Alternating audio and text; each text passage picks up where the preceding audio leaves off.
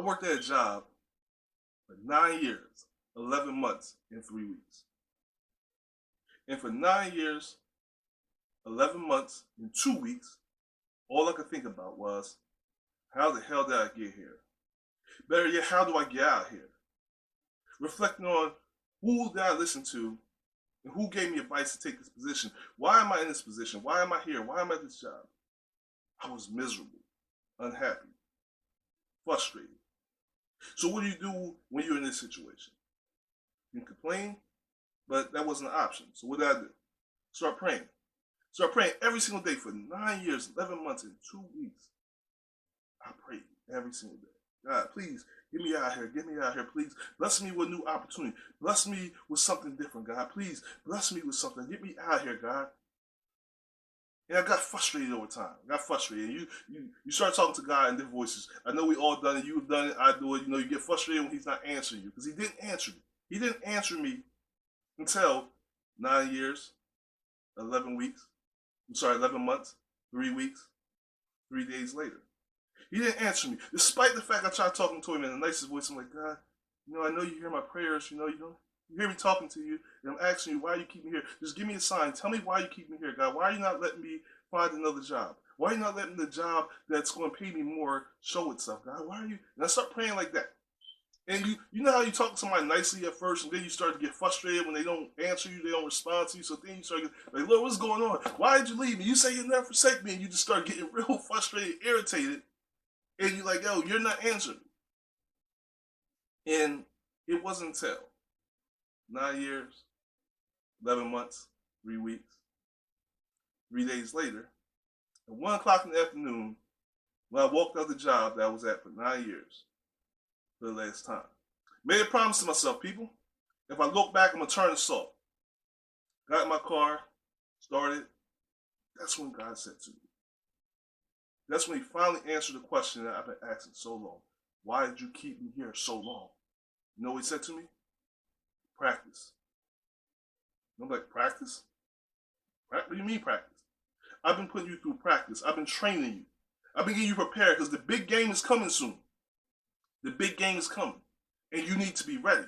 You need to be trained. You need to make sure your endurance is up. You need to make sure your spirit is up. You need to go through some hard times. You need to go through some struggles. You need to go through some frustration because the big game is coming, and I need you to be prepared for when that day comes. I need you to be ready. I don't need you afraid to take the shot. I don't need you to be afraid when an opportunity presents itself, you be afraid to take the opportunity. I need you to be ready. I need you to be strong. So that way I had to put you in the weight room. I had to put you through practices. No matter how many times you had to be tested and run that play, I need you to run that play until it's burned into your brain. I need you to practice. I need you to be ready because I got something coming for you. I got a big game coming for you. There's a trophy at the end of that big game. I need you to hold that trophy. I need you to hoist that trophy over your head. I need you to put that trophy on your shelf. But we're going to get back to trophies in a second. Trust me, we'll get back to that. But it made me think, people. How many of us right now are sitting at jobs right now, we're frustrated, we hate. Sitting in situations that we hate. Sitting in marriages that we hate. Living in houses that we don't like. Driving cars that we don't really want. Have situations where we're just completely unhappy with. And we wonder why. Similar to me, you're probably praying to God. You're probably asking, Lord Jesus, please bless me with the opportunity to get out of the situation. But not understanding why you can't get out of it. Why you can't see a bright spot in the situation. You're probably looking at me like, well, you couldn't see it either. But the reason I'm telling you this story is to tell you, I learned something.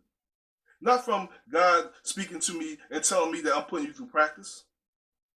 I'm learning, and what I learned from that situation is to maintain, to acknowledge, and to keep mental trophies. Oh, you ain't hearing that. See, a lot of times when we do, people, and the reason we feel the way we do, the reason we can't appreciate certain situations, certain circumstances, is because we don't keep mental trophies. What we do keep, though, we do maintain, we keep on our shelves in our minds, are negativity. Negativity is something we carry around. Negativity is something we hoist inside of us. We keep. We put it on the shelves and we maintain it. We don't dust it off. We let the dust collect on it. And then we let the dust collect on it like something in your house, like your TV stand, where you got certain things like pictures and stuff on your TV stand, and all that dust starts to get cluttered on it. You start to look at it, you start to get frustrated. And you always tell yourself you're going to dust it off. Or you got something in your house that you need to remove. And then we talked about that in the last episode, how my junk drawer was a little overflowing, how my closet was overflowing. And we just kind of like leave those things off. That's kind of what we do. That's kind of what we do with negativity. We just let it sit there and we collect it. But you know what we don't collect? We don't collect trophies. Nah, we don't collect trophies. We treat trophies like they're participation trophies. And what do I mean by trophies? I mean when you have success. So put it in context of this, okay? Put in context of this. You had a relationship with somebody. You was in a bad relationship. You know it wasn't good. Maybe you was in an abusive relationship. Maybe you was in a relationship where the guy or the woman constantly cheated on you. Maybe they used you. Maybe you was in a relationship with friendships. But the problem is you wasn't more of a friend to them than they was to you. But here's the positive about it. You may have spent 2-3 years in that relationship. But eventually you decide that you had enough and you removed yourself from that situation. Now you got two ways of looking at that.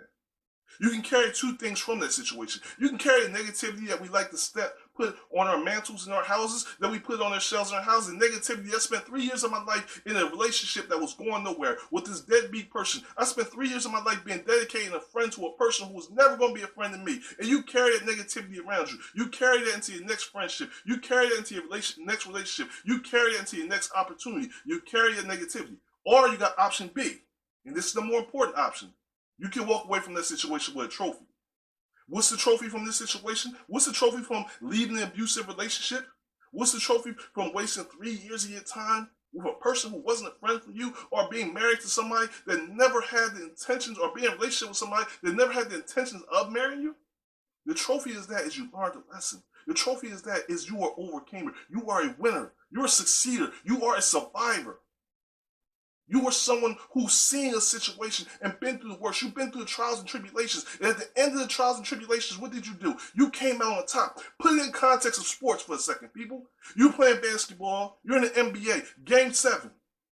The first 6 games were a struggle. It was a battle, back and forth to try to win. You won a court. 12-minute quarters. We get into the 4th quarter. We got 60 seconds left in the game. The game's tied up. You fighting tooth and nails. You got scars. You bleeding. You tired. You out of breath. You ain't got an ounce of energy left. And the game clock hits 10 seconds. The ball's in your hand. You take the shot. You hit the winning shot. Guess what happens at the end of Game 7 of the NBA championship? You hoist what? A trophy up.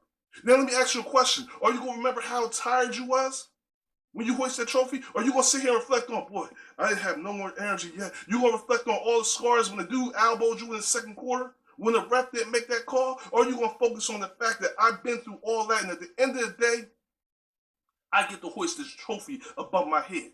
This trophy, I will be able to look at this every single day. This trophy is a reminder that I succeeded, that I was able to endure all that pain, the suffering, the struggle, the tiredness, the fatigue, everything that was going on inside of me. I was able to overcome it to hoist this trophy. Not the negativity, the trophy. See, in your life, when you go through things, when you go through these relationships, when you go through this frustration, it's all part of practice to get you to the big game. When you sit there in a relationship and you're struggling, this person don't seem to be committed to marrying you. This person is not the friend that you are. You might look at it like, well, I'm being used, I'm being taken advantage of. I look at it like, yo, you're going through practice. You're going through practice because the big game is coming. Because, see, you're going to meet that woman or that man who intends on marrying you. You're going to meet him. And you're going to meet a lot of other people in the midst of that that's going to be trying to waste your time equally as that person did. But, see, you went through practice, though.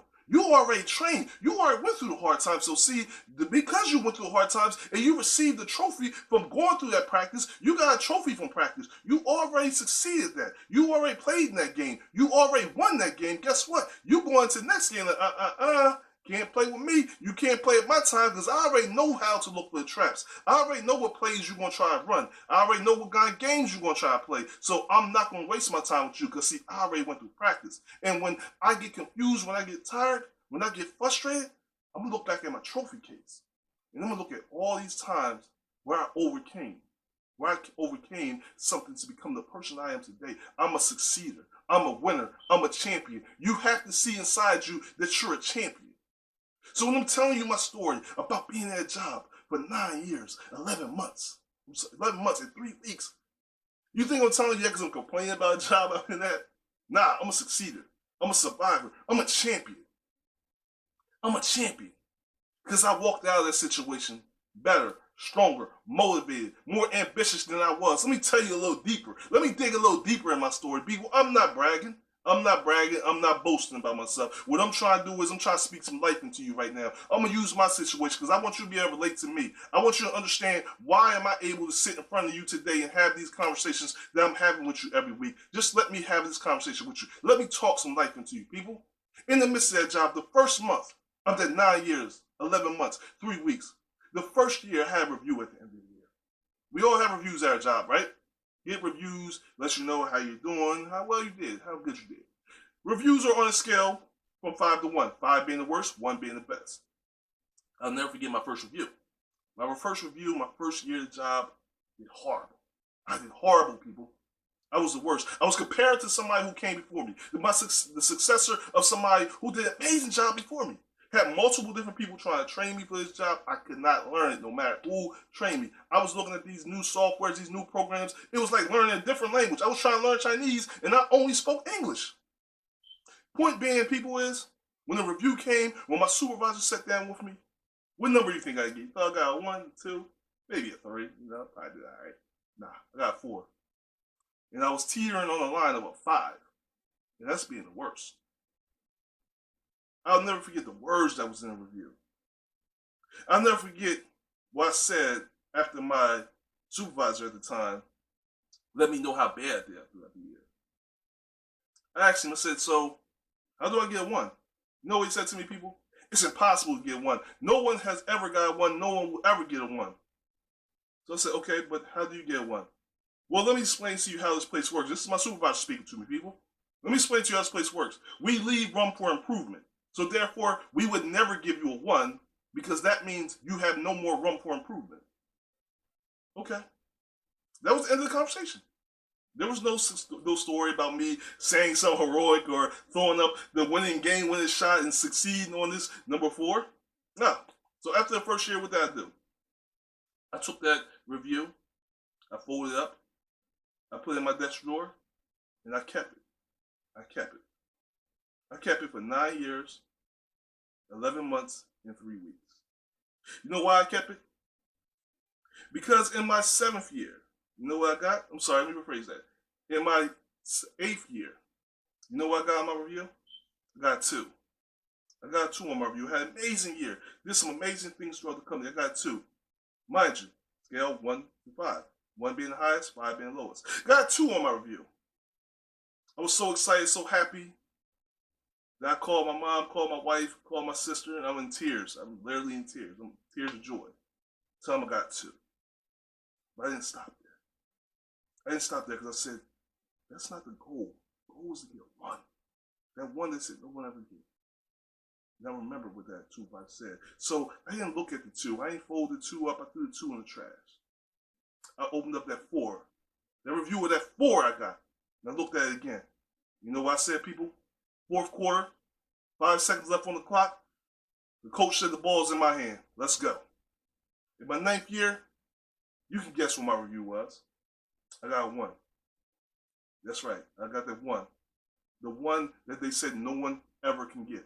When they said you always got to leave room for improvement, when you gave me a 1, you said basically there's no more room for improvement. So when I hit that 9 years, 11 months, and 3 weeks, it wasn't just because of misery.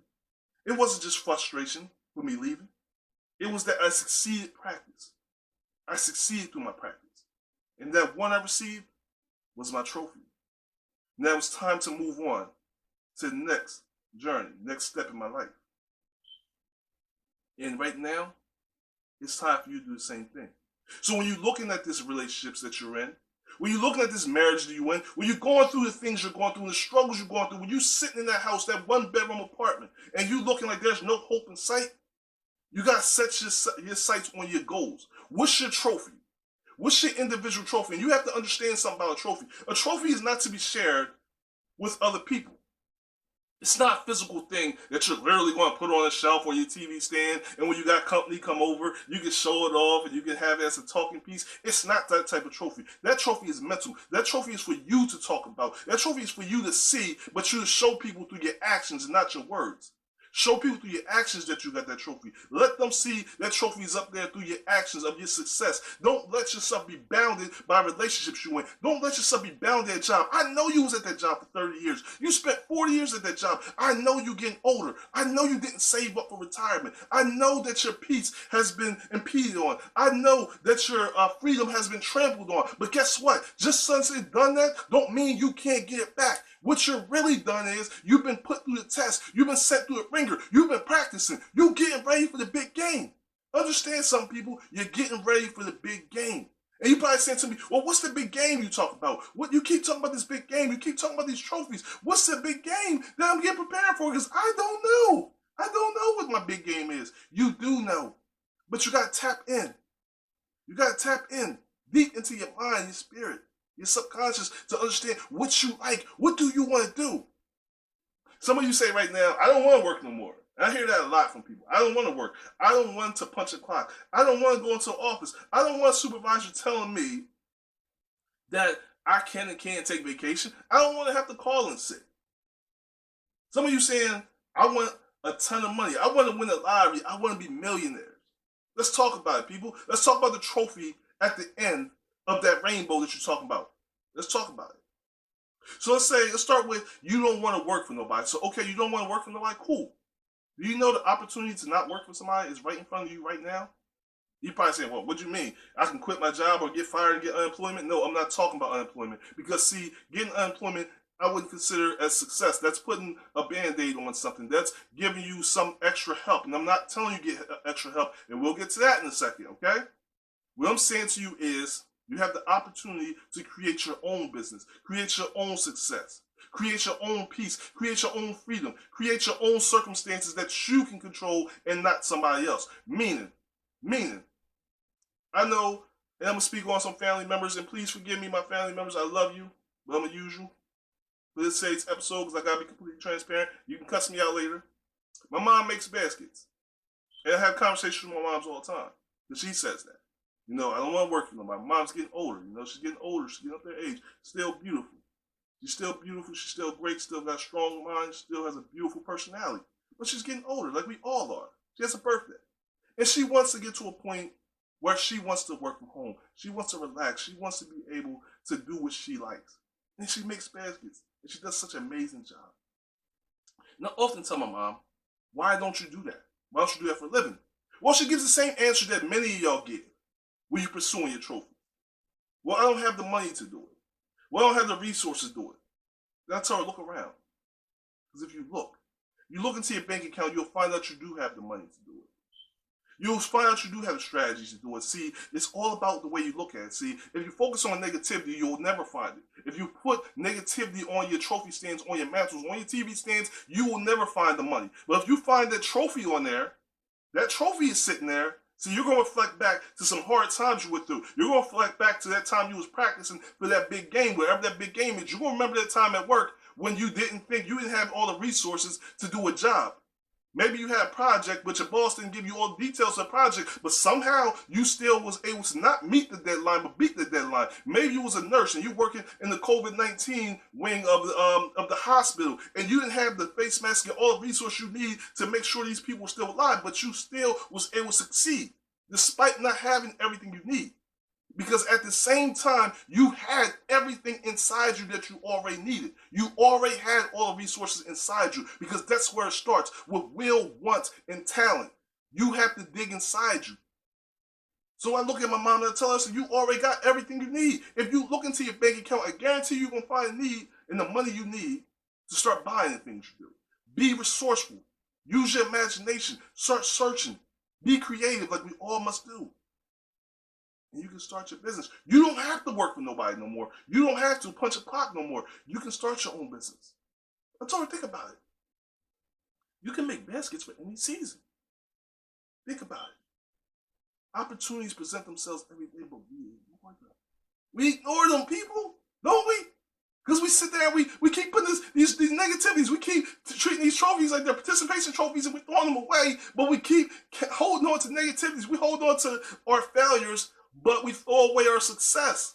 And that's where our trophies are, success. But like I told you, people, you got to dig deep inside yourself. And let me explain what I mean by you got to dig deep inside yourself. See, this is something I tell my wife all the time. If you need coffee when you get tired, you need tea. I'm talking to all y'all out there, people, not just certain people. Talk to everybody. Listen to what I'm saying to you. If you need tea, if you need chocolate or candy because you're getting tired, then what you're looking for is a crutch. You're looking for something to depend on to push you through. Now, if you can use your willpower to push through your tiredness, if you can use your willpower to push when you're fatigued and you're frustrated and you're stressed, or when somebody don't give you all the resources, if they don't give you all the training, when you can push through it on your own, when you can learn to figure it out on your own, then you become not reliant on somebody else and become self-reliant on yourself. And you tell yourself, look, I can do this. You have conversations with yourself, like self, and self be like, huh? And you're like, yo, you can do this. You be like, okay. You know, it's okay to talk to yourself. You get good advice. I know they make you sound like you're crazy if you talk to yourself, but I talk to myself all the time. The best advice I get is from me, okay? That's very arrogant, isn't it? But it don't matter. I don't care. Whatever you want to say, I'm confident. I'm not arrogant. The point is, you got to talk to yourself. You got to prep yourself up. When you're getting tired, you got to tell yourself, like, come on. I know you feel like you hit the wall in this marathon, but we still got to win this race. You got to focus on that trophy at the end of that race. You got to focus on that. Not the negativity of all it went through getting there. Not all the practice. Not all the struggles, the scars, the scratches, the cuts, the bruises. You don't got to focus on your feet hurting, the fatigue that you're feeling. Focus on what's at the end of the race. If you can pull yourself through, if you can pull yourself past looking at what you don't have in front of you, what you can't see, then you can find yourself closer to actually succeeding and getting what you want. You can. So I look at the people like my mom, look at my wife. And my wife is a beautiful, amazing clothing designer. The most talented person I've ever seen in my life. I'm not going to say it because of my wife. I say that because I judge talent based on what I see and not who it is. She's talented. Incredible. And I often tell her, like, you can be a success. But she's afraid. She's afraid to make a mistake, like a lot of us are, like a lot of you are right now. You're afraid to make mistakes. You're afraid. Look, this is how I told my wife. I said, what you don't understand is, when you're in your woman cave, I'm going to call it her design studio. She calls it woman cave. And we already had this conversation. We're not going to have this debate. There's no such thing as a woman cave. The point is, when you're in your studio, and you're cutting your fabric, you're designing, don't be afraid to make a mistake. Because this is your practice. This is your moment of practice right here. This is your gym. This is you putting up these shots right now. And you don't got to worry about how many shots you miss because there's no huge audience to watch. This is your gym. This is your practice because your big game is coming. Your big game is you going on New York Fashion Week. You going to Milan. You going to Italy. You got the whole world and all the cameras and lights shining on. You got models walking down the runway wearing your clothes. That's the big game.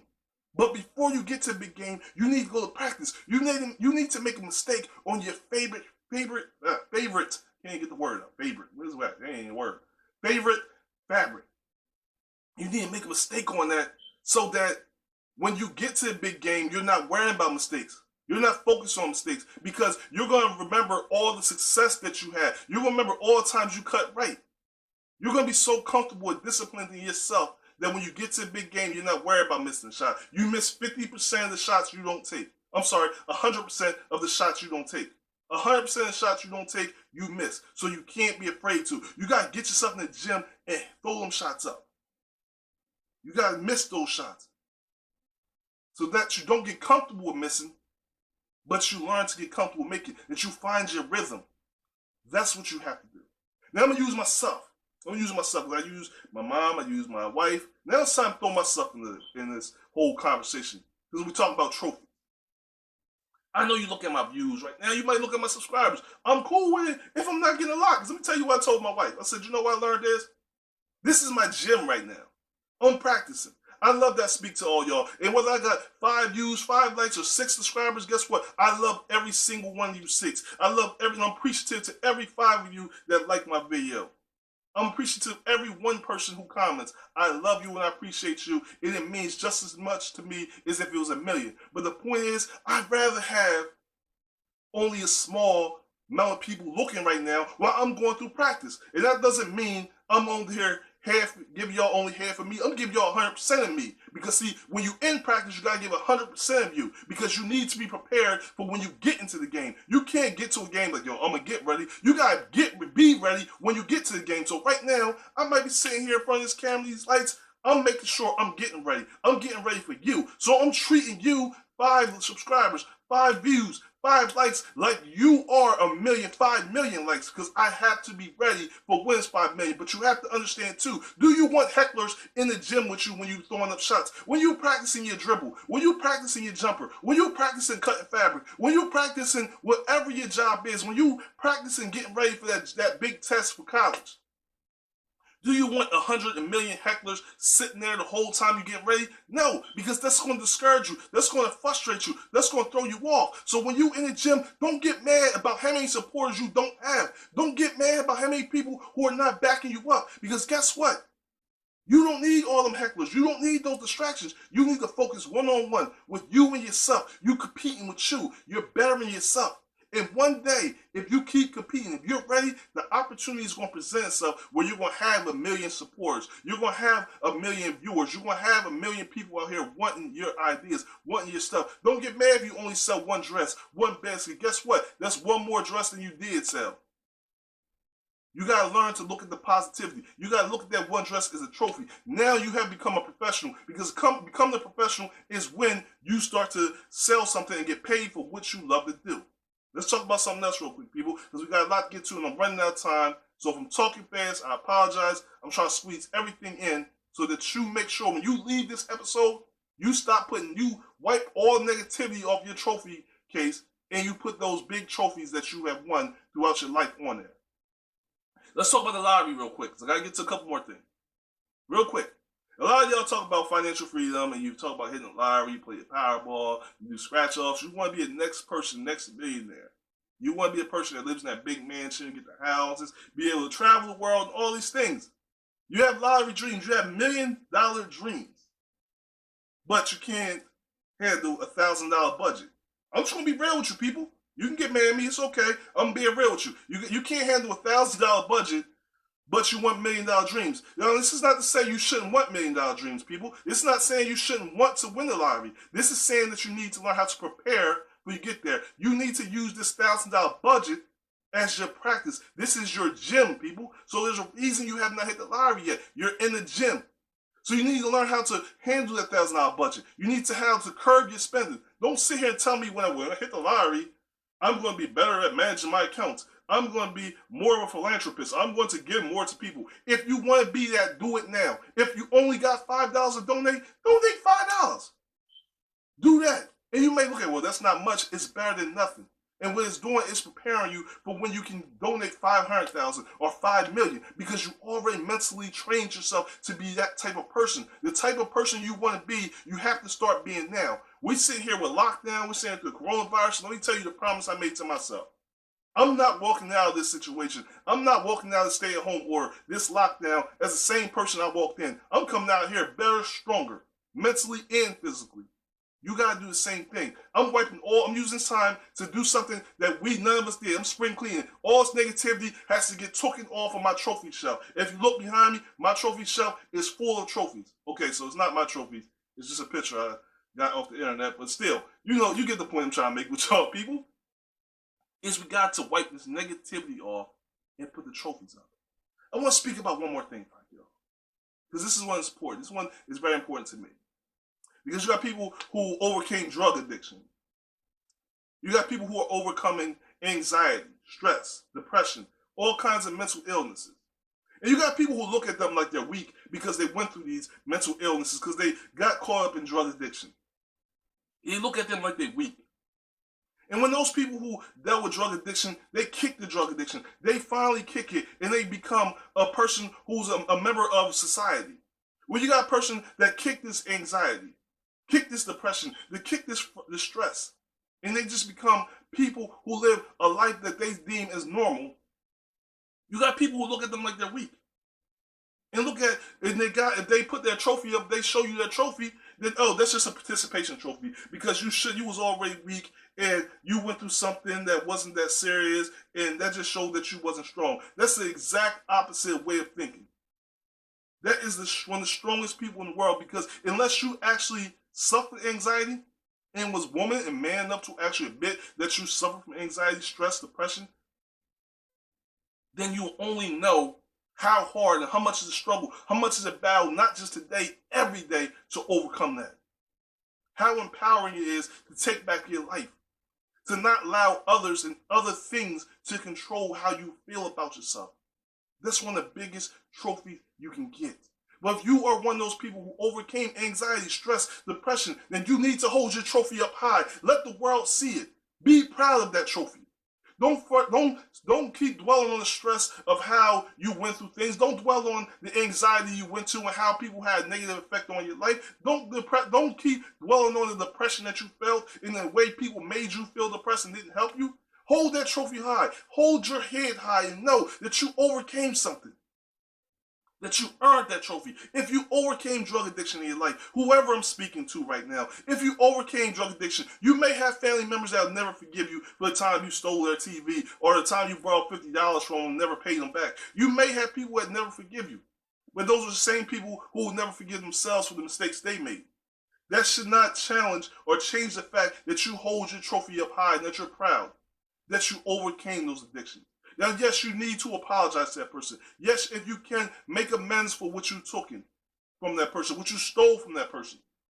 But don't allow, even when you try to make amends for them people, if they're not willing to allow you in, if they're not willing to give you a second chance, do not allow that negativity to sit on your trophy case. Hold that trophy high of your newfound freedom, your newfound sobriety that you have now. You have sobriety now from drugs, from alcohol, whatever you were going through. You hold that newfound sobriety up high and you be proud of it. You stand tall. You hold your trophy high because you deserved it. You are a champion. You are a winner. For all you out there right now who are at jobs 40, 50 years, don't see a way out, understand some people. The way out is in you. It's in your subconscious and what you do. But you got to have the will, the warmth, the strength. You got to set goals for yourself. You have to be committed to yourself, committed to your goals, and actually achieve what you want. You have to be committed to looking at those trophies, committed to wiping out the negativity in your life and hoisting trophies up so that you can see the success, the winner, the champion in you. I want to thank you for joining me for another episode of the Past and Present Podcast. I'm your host, Alan Gray. Until next time I see you people, I only got one thing left to say, y'all, or maybe two. Stay healthy and stay tuned. Peace.